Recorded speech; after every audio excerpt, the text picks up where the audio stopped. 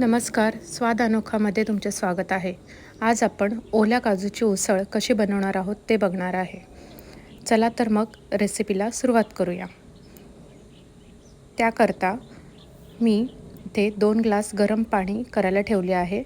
त्यात 1 वाटी काजू घालून घ्यायचे आहेत आणि हे आपल्याला 5 मिनिटे उकळून घ्यायचे आहे, जेणेकरून आपले काजू थोडे सॉफ्ट होऊन जातील आणि त्याचे साल निघायला मदत होईल.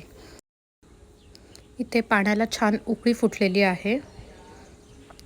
या क्षणी आपण गॅस बंद करायचा आहे. गॅसवरून काजू आपल्याला खाली घ्यायचे आहेत आणि ते वेगवेगळे करायचे आहेत.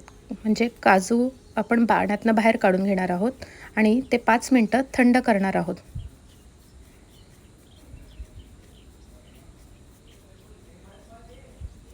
आता काजू आपण सोलून घेणार आहोत.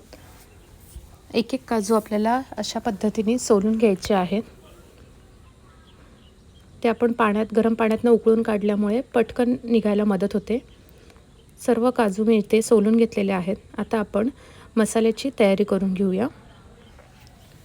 त्याकरता मी कढईमध्ये 2 कांदे भाजून घ्यायला ठेवलेले आहेत. त्यात अर्धा पळी तेल टाकलेलं आहे.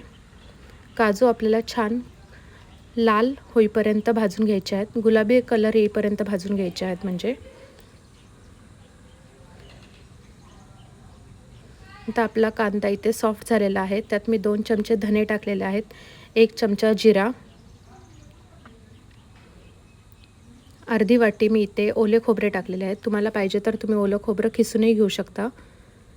त्यात मी कोथिंबिरीच्या काड्या घातलेल्या आहेत. कोथिंबीर माझ्याकडे कवळी होती म्हणून मी त्यातल्या काड्या यूज केलेल्या आहेत.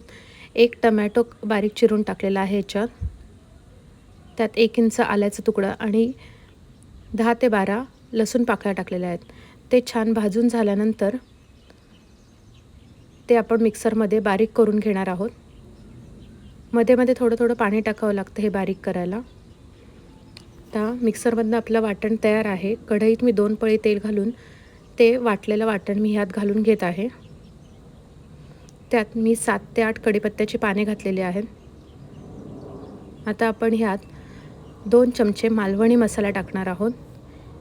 1 चमचा काश्मीरी लाल मिरची पावडर, 1 चमचा कांदा मसाला पावडर आणि थोडासा गरम मसाला टाकला आहे मी आणि चवीनुसार मीठ टाकून घेतलेले आहे. ते छान मिक्स करून आपण ते 3 ते 4 मिनटं झाकून ठेवायचे आहे, जेणेकरून बाजूने तेल सुटेल त्याला.